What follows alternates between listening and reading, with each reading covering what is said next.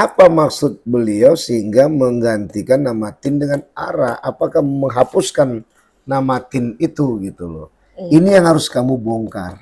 Iya benar. Nah inilah nanti bagaimana tafsir fase oleh 5 tim yang ada tadi ini hanya bertahan dengan tin juga. Iya, beliau tidak mengambil arah. Jadi satu hal yang Ustadz komparasi di sini, yang satu menggunakan maudhu'i, Iya. yang satu lagi menggunakan tahlili.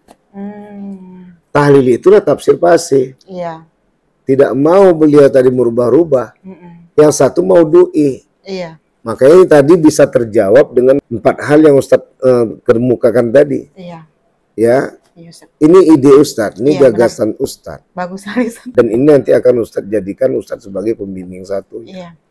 Ada mana filosofinya di sana? Iya. Ini menarik ini. Halo sahabat semuanya, salam giat. Berjumpa di channel al.andawi.andi.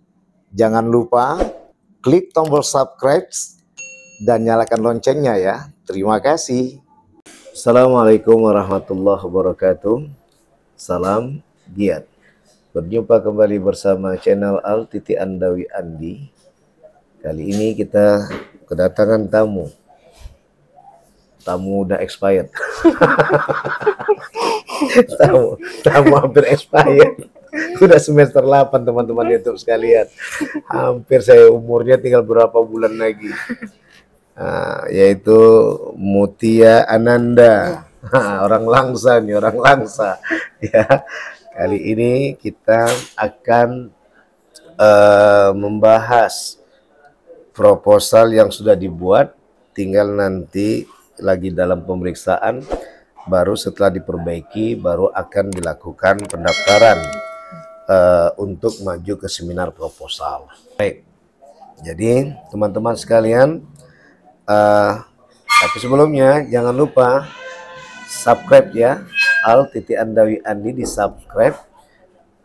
Yang belum subscribe untuk mensubscribe, di like, kemudian di komen juga share, tapi jangan lupa loh aktifkan lonceng notifikasi karena akan biar dapat tahu video-video yang akan muncul dalam beberapa hari ke depan untuk menambah wawasan. Baik, sekarang kita kembali kepada Mutia. Iya, baik Mutia, apa tadi judulnya? Judulnya Studi Komparatif Tafsir Bo'ara dalam kurung tin, Perspektif Terjemah Al-Quran Mahjidin Yusuf dan Perspektif Tafsir fase dalam Surat At-Tin. Kenapa itu yang Mutia angkat? Ya karena ini Mutia merasa menarik dengan kedua terjemahan Al-Quran yang diangkat dalam satu terjemah Mahjidin Yusuf dan satu lagi di dalam terjemahan Tafsir fase. Sama-sama mengangkat tentang bahasa Aceh dan juga sama-sama bernazam Aceh. Namun ada perbedaan. Sebenarnya sama, dari keseluruhan terjemahannya itu sama, karena mungkin Tafsir fase ini mengikuti terjemahan Mahjidin Yusuf yang terlebih dahulu dibuat gitu, kan? Bentar, ini Mahjidin sama Tafsir fase. Tafsir fase ini dua-dua bukunya memang sudah tercetak kian. Iya, sudah. Dan ada penerbitnya. Sudah. Tahun berapa itu kalau Mahjidin punya? Kalau Mahjidin Yusuf itu 95. 95. Iya. Beliau memang seorang Ungku ya, Uku. Iya. Apa itu? Tengku. Tengku. Oh, kalau di Aceh Tengku itu apa? Ulama. Kayak hampir setaraf ulama. Oh, berarti Ustaz bisa dapat Tengku tuh. Seperti Ustaz di Melayunya nggak dapat Tengku, teman-teman YouTube sekalian, merangin-angin marganya. Kalau di sana Tengku itu ulama. Tengku itu ulama, berarti kalau udah saya tinggal di Aceh bisa dapat Tengku nih. Kalau Teku itu baru yang turunan dari kerajaan. Oh, Teku udah kerajaan ya. Iya, seperti itu. Baik. Jadi punya Tengku Mahjidin ini memang seorang mufasir. Iya. Dan beliau punya buku sendiri, sudah terbitan tahun 95 ya. Iya. Sedangkan Tafsir fase? Tafsir fase ini sekitar tahun 2000-an. Tahun 2000-an. Beliau masih ada dua-dua? Yang di Acehnya masih ada, beliau ngajar di Banda Aceh Ustaz. Kalau yang Mahjidin Yusuf sudah nggak ada ya? Meninggal. Ada berapa buku punya Tengku Fase-nya? Tafsir fase. Kalau sebenarnya Tafsir fase ini Fase ini nama beliau atau nama bukunya? Nama bukunya. Karena pase Pase ini siapa namanya? pengarangnya itu 5 Ustaz. Oh, Karena mereka seperti kelompok pengajian dulunya. oh seperti punya apa lah ya, punya kalau di Sumatera Utara itu Iya. tafsir 3 serangkai. Iya, seperti itu kurang lebih. Kemudian punya Yanda Syekh Muhammad Quraisy Shihab Iya, dan benar, tim benar. ya. Iya, Oke. benar. Seperti itu. Jadi 55 sekarang kurang lebih umurnya kira-kira berapa secara umum? Sekitar 40-50-an ya Ustaz. Masih muda. Ya kurang lebih lah Ustaz. Karena sebagian dosen di Jawa Ustaz. Karena mereka menciptakan tafsir fase ini di Jawa sana. Di Jawa sana. Walaupun rata-rata orang Aceh. Mereka memang mufasir. Mufasir. Pendidikan mereka apa? Tafsir. Sampai strata apa beliau? Itu nanti belum kita teliti. Sebenarnya udah kita teliti sih, tapi ada bukunya. Ada bukunya. Ada nggak terinspirasi buku ini dari buku sebelumnya? Atau memang buku ini memang satu-satunya? Kalau tafsir fase ini sebenarnya Ustadz dia menerjemahkan di juz 30 aja Ustadz. Oke. Pase itu apa artinya? Pase itu dia diangkat dari Samudra Pasai Ustadz. Di sana. Pasai. Jadi kalau orang Aceh itu nyebutnya Pase. Tapi dia jusnya 30 ya? Iya, juz 30. Oke, kalau si almarhum Tengku Mahidin Yusuf? Ini seluruhnya. Oh, 30 juz. 30 juz. Masya Allah, ini menarik. Ya. Oke. Baik. Apa rupanya yang diangkat oleh Mahidin dan apa rupanya yang diangkat oleh Pase tentang Atin itu? Iya. Sebenarnya di sini yang membuat Mutia menarik untuk mengangkat judul ini itu ada perbedaan terjemahan, yaitu di buah ara dan buah tin gitu. Kalau sebenarnya dalam Al-Qur'an itu kan watini, wat zaitun, demi buah tin. Jadi dalam tafsir Pase beliau tetap menyebutkan itu sebagai buah tin. Tapi dalam tafsir terjemahan Mahidin Yusuf beliau menyebutnya buah ara. Demi buah ara dengan buah zaitun gitu kan. Beliau nggak pakai tin lagi ya, tapi buah ara ya. Tapi buah ara. Sedangkan di Mahidin di tafsir Pase itu menyebutkan buah tin. Karena memang pada dasarnya buah ara dan buah tin ini kan berbeda gitu, Ustaz. Buah ara dan buah tin ini berbeda. Iya, berbeda persepsi di kalangan Aceh gitu. Apa rupanya orang Aceh menanggapi buah ara itu dan buah tin itu? Iya, sebenarnya gini Ustaz, setelah Mutia cari tahu memang di Google ya Ustaz ya. Di Google itu menyebutkan bahwasanya buah tin dan buah ara itu sama. Tapi di sebagian besar jurnal-jurnal luar negeri itu menyebutkan bahwasanya buah ara dan buah tin itu berbeda dari segi spesies. Karena buah ara ini hidupnya di dalam hutan dan kebanyakan memang tidak dikonsumsi manusia. Tapi kalau buah tin ini kan memang sudah jelas-jelas dikonsumsi, bahkan diperjualbelikan gitu kan Ustaz. Dari segi tumbuhnya aja, pohonnya aja itu berbeda Ustaz. Kalau buah ara ini kan dia hidupnya di hutan, dia pohonnya tinggi seperti beringin. Baik. Tapi kalau buah tin ini dia memang kan pohonnya nggak tinggi-tinggi gitu kan Ustaz. Jadi pada masa itu yang sepengetahuan Mutia tangkap bahwasanya kenapa Mahidin Yusuf mengangkat nama buah ara. Memang beliau ada menyampaikan juga di dalam terjemahan tersebut bahwasanya waktu itu masyarakat Aceh itu tidak paham itu buah tin seperti apa. Jadi mereka cuma paham, orang Aceh itu paham buah zaitun karena kan banyak mengekspor minyak zaitun. Asal orang pulang dari Mekah naik kapal bawa yang warna kaleng hijau tuh ya buah zaitun. Tapi kalau buah tin mereka nggak paham. Jadi beliau mengambil umpama buah ara karena mirip kemiripannya. Tapi setelah Mutia cocokkan foto buah ara dengan buah tin itu ada perbedaannya. Ada perbedaannya. Ada kamu punya sampel fotonya itu? Ada, tapi belum Mutia mau masukkan di bab 2 rencananya. Iya, tapi nggak apa-apa, nanti belakang kita masukkan. Iya. Ini kan proposal. Ya, boleh. Nah, terus lanjut. Jadi perbedaannya itu kalau buah ara itu dia agak berbulu sedikit. Maksudnya dia warnanya nggak pala terang gitu. Tapi kalau buah zaitun ini kan kilat, dia agak lonjong. Kalau ini agak bulat buah ara gitu. Nah, di situ perbedaannya. Ada nggak filosofi lain Tengku Mahidin Yusuf menghadirkan buah ara ini sehingga menyatakan tin itu adalah buah ara? Filosofi lain sejauh yang Mutia tangkap ya Ustaz, dari Mutia teliti selama ini, mungkin untuk memahamkan masyarakat awam ini Ustaz, karena kan memang masyarakat awam ini memang nggak paham betul dia buah tin itu seperti apa. Jadi yang banyak ditemukan di Aceh itu kan buah ara gitu kan, buah ara itu tapi yang Mutia sebenarnya kenapa Mutia jadi bingung kenapa Mahyidin Yusuf ini mengambil buah ara karena kan sebenarnya ini terjemah bukan tafsir gitu kan Ustaz. Jadi kalau dalam artian kalau terjemah itu kan dia memang harus plek ngikutin Al-Quran gitu kan. Beda dengan tafsir. Kalau tafsir kan kita kembangkan kemana-mana. Tapi kalau terjemah, disitulah Mutia kenapa kan ada sedikit apa namanya agak agak aneh gitu rasanya di bagian terjemah karena beliau menyebutkan terjemah gitu Ustaz kan kalau memang beliau menyebutkan tafsir itu nggak masalah kalau mau beliau menyebutkan buah ini miripnya gitu kan tapi menurut Mutia ini yang Mutia harus cari tahu dan Mutia harus menemukannya kenapa beliau mengambil buah ara ini sebagai perumpamaan buah tin gitu Ustaz. Gitu, Ustaz. Baik, Ustadz pernah membaca sebuah tafsir. Iya.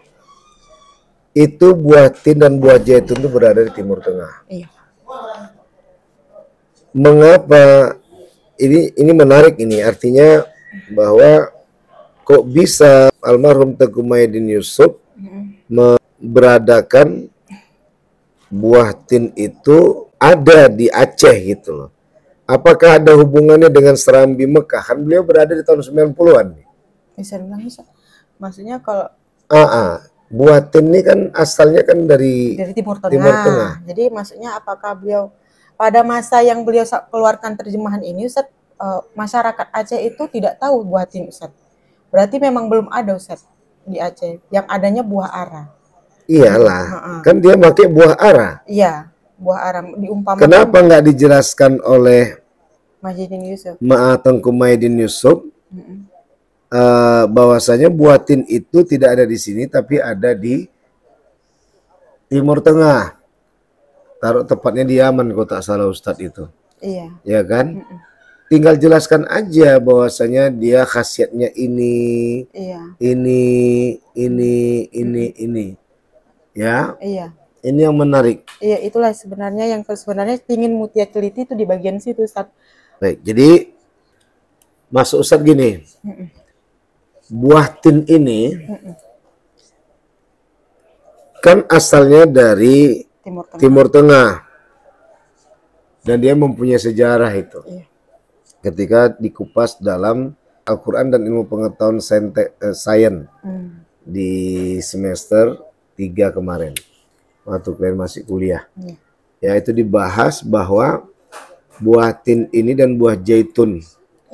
Inilah suatu daerah di mana yang menghadirkan kekayaan alam.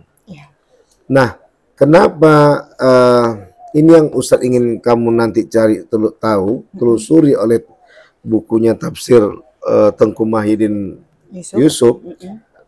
Mengapa dia tidak melakukan bahwa tin ini adalah buah yang mempunyai khasiat bla bla bla bla dan berada di Timur Tengah. Kok langsung melompat beliau dengan mengatakan bahwasanya tin ini adalah ara. Iya. Itu yang perlu dicari tahu ya. Itu harus cari tahu. Jangan-jangan ada filosofinya. Tadi ada satu hal yang Ustadz dengar dari Mutia bahwa ara ini nggak dimakan. Iya, kalau di Aceh tidak dimakan. Hanya untuk dimakan oleh binatang-binatang yang memakan buah-buahan. Tapi nggak apa-apa kan? Nggak apa-apa sebenarnya. Tapi memang dia rasanya mungkin karena nggak enak itu tadi, jadi nggak dimakan gitu. Karena kalau misalnya pun dimakan atau apa pasti ada diperjualbelikan juga. Nanti yang dicari tahu adalah pertama mungkin ini masih propose ya. Iya. Masih kita perkirakan ini ya, masih mau kita ajukan. Tapi menarik untuk dibahas. Ini nanti tes saya di situ. Menurut Ustadz bisa jadi bahwa, tapi cari tahu juga, ingin cari tahu. Tengku Mahyidin Yusuf ini lama di Mekah mungkin. Ya, Ustadz nggak tahu nih ya. Jadi kemudian yang kedua, beliau juga memiliki jiwa saintik. Sehingga ketika beliau entah jalan-jalan di hutan, seakan-akan inilah dia nih buah tin. Itu yang pertama. Yang kedua, beliau ingin menafsirkan ayat, ya kan, bahwa inilah buah tin seperti yang kita punya di Aceh, yaitu buah ara. Iya. Itu yang pertama, memudahkan mereka untuk menerima tafsir surat At-Tin Zaitun. Yang ketiga adalah jangan-jangan ini memang Aceh ini adalah bagian yang kembaran atau sepupu dari Timur Tengah yang bisa dikenal dengan Serambi Mekah. Iya. Mungkin ada hubungan banyak sekali alamnya yang diantaranya memiliki kesamaan di Timur Tengah. Iya. Makanya karena beliau tadi mungkin terbiasa dengan makan buah tin ketika beliau mungkin lagi entah lakukan apa namanya renungan ke hutan, tiba-tiba jumpa buah agak mirip, cuman bedanya tadi kan berbulu. Iya. Ya, dia ibarat saus sama apalah gitu ya. Iya. Nah, jadi akhirnya dibukanya sama isinya. Iya. Maka sehingga mengatakan buah ara dan buah zaitun. Iya. Ini yang ketiga. Yang keempat, apa maksud beliau sehingga menggantikan nama tin dengan ara? Apakah menghapuskan nama tin itu gitu loh? Iya. Ini yang harus kamu bongkar. Iya benar. Nah, inilah nanti bagaimana tafsir Pase oleh 5 tim yang ada tadi ini hanya bertahan dengan tin juga. Iya, beliau tidak mengambil arah. Jadi satu hal yang Ustadz komparasi di sini, yang satu menggunakan maudhu'i, Iya. yang satu lagi menggunakan tahlili. Tahlili itulah tafsir Pase. Iya. Tidak mau beliau tadi merubah-rubah. Yang satu maudhu'i. Iya. Makanya tadi bisa terjawab dengan 4 hal yang Ustadz kemukakan tadi. Iya.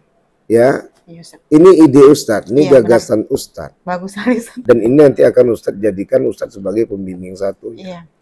Ada mana filosofinya di sana? Iya. Ini menarik ini.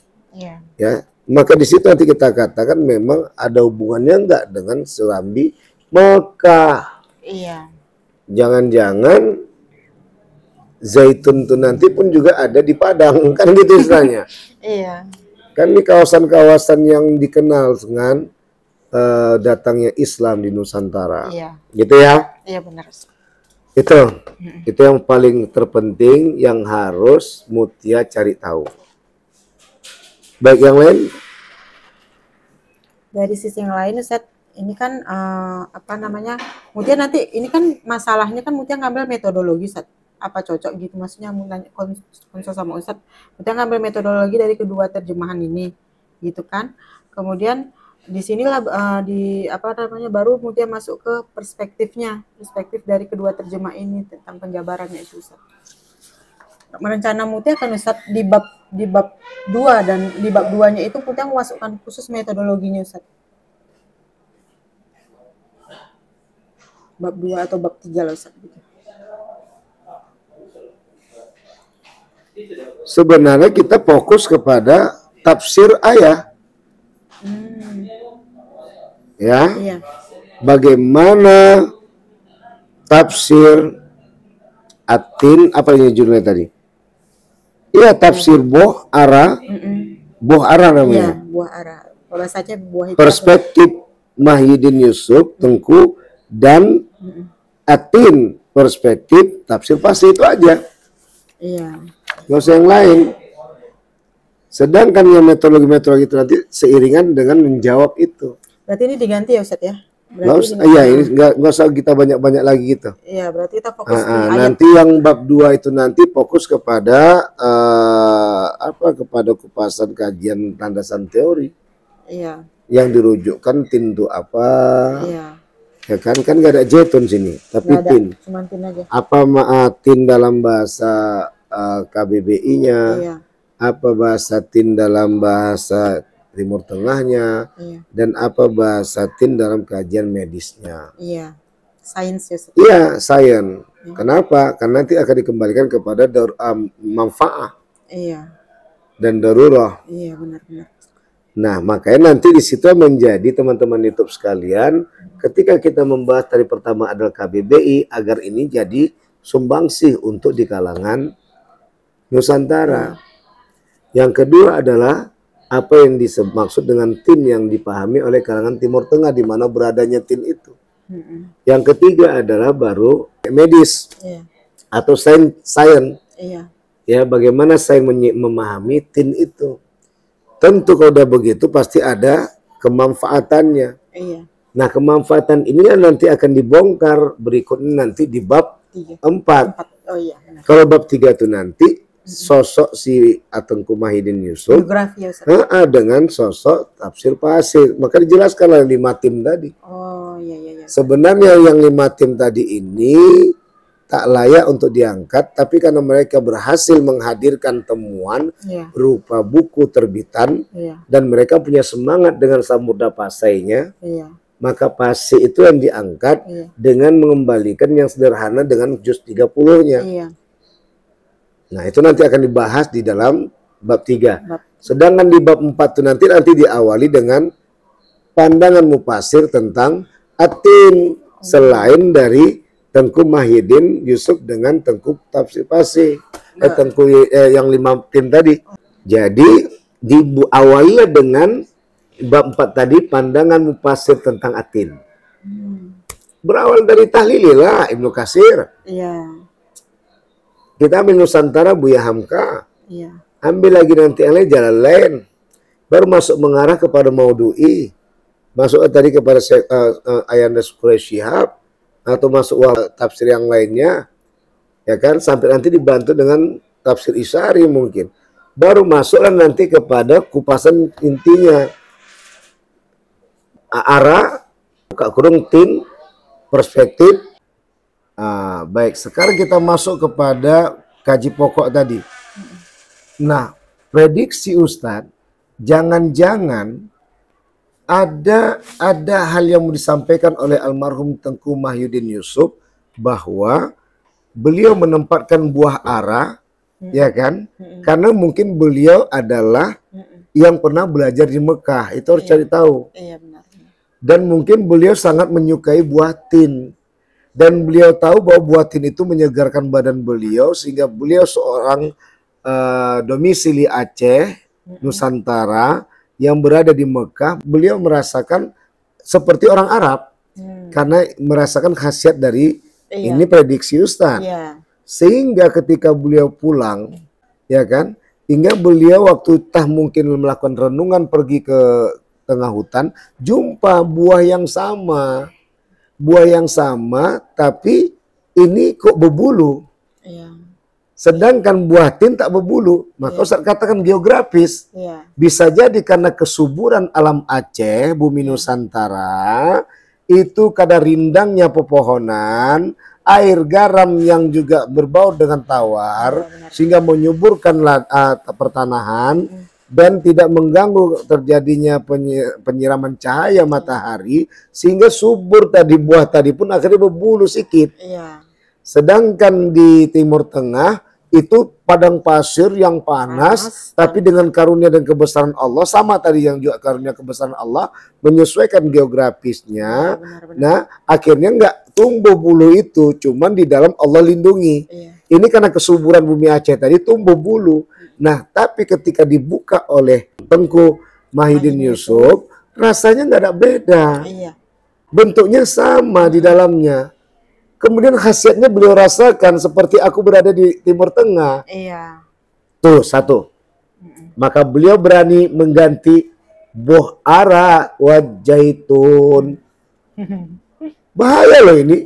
Maka saya katakan dia masuk bagian dari tafsir Maudu'i. Bukan tafsir tahlili. Dia tafsir Maudu'i. Kalau tafsir tahlili di tafsir Pasai tadi.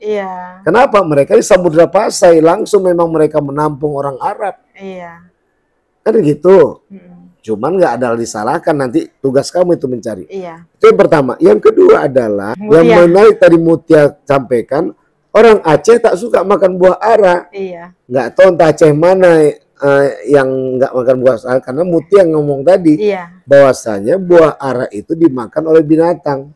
Burung-burung seperti itu. Burung-burung. Baik, Ustadz mentafsirkan dua. Yang pertama positif. Mungkin orang-orang Aceh merasa karena di situ banyak makanan lauk pauk. Yang pertama ada di situ lautan. Iya. Ikan-ikan banyak. Mm-mm. Yang kedua adalah di situ ada sapi, ada ayam, ada segala macam hal. Iya. Ya, karena yang dinyatakan memang manusia itu suka makan itu. Kemudian sayur-sayur dan sayur-sayur nggak diganggu oleh binatang. Ya, inilah yang mungkin jatah buat manusia oleh tafsiran Aceh. orang-orang di Aceh. Ini positifnya. Iya. Maka mengatakan bahwasanya buah ara itu adalah milik binatang di hutan, termasuklah burung. Itu bukan jatah kita. Karena makanan berlimpah ini tadi ya. Satu, karena makan berlimpah. Yang kedua, kadang kan orang Aceh ini kan ada rasa isarinya bahwasanya itu jangan makan jatah binatang, itu jatah iya, kita. Iya benar. Ini cara positif. Iya. Ini pikiran positif Ustadz. Iya. Teman-teman YouTube sekalian, sekarang pikiran negatifnya. Orang Aceh tak mau disamakan dengan binatang. Kok masa makanan binatang kok makan? Iya. Maaf ya teman-teman YouTuber dari Aceh dan teman penonton YouTube. Ya, di situ mungkin cara negatif tidak mau level kita manusia, men, bukan binatang. Iya. Ini misalnya. Nah, inilah kenapa tadi menarik Tunku Mahidin Yusuf membuat boh ara wa jaitun, bukan boh tin wa jaitun. Dan pasti beliau mempunyai argumentasi. Iya. Nah, inilah. Nah, yang ketiga adalah tentu ini keberanian beliau disebabkan semua mirip dan sangat mirip sehingga beliau berani menyatakan itu adalah arah. Arah sama dengan tin, tin adalah arah. Iya. Nah, yang keempat, kok bisa begitu Ustaz? Salman Al-Faris itu hadir di tahun 620 sampai 624 Masehi. 4 tahun beliau di Aceh. Sahabat ya, Ustaz. Sahabat, memang Rasulullah nyuruh. Iya. Karena waktu itu lagi menjajaki ke hijrah kemana kita. Iya. Hingga akhirnya hijrahnya ke Madinah. Alhamdulillah. Ternyata bumi Aceh sudah jadi masuk pandangan. Ada di Aceh, ada di Padang, ada di Papua, Irian Jaya, ada di Jawa. Ada 4 sahabat yang dikirim. Ustadz lupa 2 lagi. Satu lagi. Salman Al-Faris, Ali bin Abi Thalib di Irian Jaya, Papua, maka salah. Pertama kali yang masuk di Papua dan Irian Jaya serta Maluku adalah Islam. Bukan agama yang lain. Barulah masuk tadi di ada Ibnu Mas'ud di Padang. Satu lagi di Jawa lupa Ustaz. Tepatnya di Jogja. Ya? Iya. Jogja sama Solo tuh sama lah itu. Iya. Ya, makanya di situ nanti Brawijaya dan lain sebagainya. Nah, inilah yang menempatkan jangan-jangan. Ini enak jangan-jangan nih kalau kajian Usuluddin tuh enak gitu. Iya. Salman Al-Faris itu kan tahu ini buah tin adalah buah yang sangat menghasiatkan, obat, stamina tubuh. Perjalanan jauh tuh dari Timur Tengah naik perahu, naik kapal menuju Aceh. Sehingga akhirnya beliau menggunakan buah untuk sebagai makanan. Bisa-bisa jadi setiap buahnya dari makan tadi biji teh bartak mana-mana tumbuhlah di Aceh tadi yang dikenal dengan ara. Dapat. Nah, ini prediksi Ustaz. Nanti cari tahu. Ya, nanti cari tahu. Jadi teman-teman YouTuber sekalian dan penonton YouTube yang lainnya, inilah yang kita harus berani untuk berasumsi. Ya. Tinggal Mutialah yang bertugas untuk membenarkan, melihat kenyataan karena sama beliau lah buku tadi. Ya, makanya kita berani menyatakan Ustadz lah yang nanti akan menjadi pembimbing satunya. Nah, ini nanti ada kajian pada medically dan juga kepada medically tepatnya saintik ya. Yang bahasa yang lain ada isari. Ya. Nah, sebenarnya nanti di situ begitu hebatnya lah bahwa ara dan tin ini sama seperti keilmuan. Ya. Ustadz Sapriandi kok hampir sama pikirannya sama Ibnu Qayyim. Ya. Padahal Ibnu Qayyim itu berada di abad 12-13 Miladiyah. Ya. Ustadz Sapriandi berada di abad 20. 20-21. Kenapa? Memang ilmu itu kan milik Allah. Ya. Kok bisa ada tin, ada ara? Ya karena itu kan bumi Allah. Bumi Allah. Loh, yang satu berbulu nggak berbulu, tapi buahnya kan sama isinya. sama. Kondisilah yang menempatkan, karena suburnya, Iya. tak panasnya Aceh itu, rindangnya pepohonan itu membuat juga suburlah kulitnya hingga mengeluarkan bulu. Iya. Sementara buah tin di Timur Tengah berpaut kepada padang pasirnya, panasnya, yang di dalam isinya terlindungi, yang di luar kulitnya gundul, rapi, gitu. Berarti tanah ini mempengaruhi Ya genetik Yusuf, ya? iyalah, masa ya iya dong. Ya, gitu Iya. ya Mutia. Iya, iya, Ustaz. Nah ini menariknya, ini nanti bisa kita nggak ke saintiknya, tapi adalah ke komparasinya. Komparasi. Tapi dari komparasi Tengku Mahyudin Yusuf almarhum dengan tafsir Pase ini mempunyai makna. Iya. Makanya nanti di bab 3 Ustaz jelaskan kepada Mutia, dan ini sangat membantu bahwa kondisi sosial, geografis, dan psikologi itu mempengaruhi untuk menemukan jati diri kemana arah penempatan buah boh ara mengganti boh tin. Pasti mempunyai filosofi. Begitu juga Pasai tadi kita tahu di situ semua berhenti, termasuk Salman Al Faris. Iya. Ya, maka jangan-jangan ketemulah nanti ternyata Tuanku almarhum Tengku Mahyudin Yusuf adalah seorang sufistik yang sealiran dengan Salman Al Faris. Makanya bahasanya agak ngembang dengan berani mengatakan arah. Apa sih kajian lahir tuh? Kan bukan dikatakan Allah wabtaghi fima ataqallu darul akhirah wala tansa nasibaka minad dunya. Segala urusan akhirat, tapi janganlah urusan dunia. Dikedepankan adalah kajian batin, baru kajian lahir. Itu yang dibahasan Ibnu Qayyim al-Jauziyah dengan azam. Azam itu di bawah puat, baru keluar niat, kolbun permukaan, barulah masuk sebuah perbuatan. Gitu ya. Udah? Ya. Baik, teman-teman YouTube, penonton sekalian, sampai di sini pertemuan kita. Ini sangat menarik sekali. Lanjutkan, Mutia. Jumpa itu betul-betul. Nanti kita akan jadikan jurnal ini dan kita jadikan buku ke depan. Bismillah, Ustaz. Bismillah ya. Iya. Jangan lupa subscribe, like, share, dan komen, serta aktifkan notifikasi loncengnya biar dapat video-video yang terbaru untuk berguna dan menambah wawasan kita bersama. Salam giat. Wassalamualaikum warahmatullahi wabarakatuh.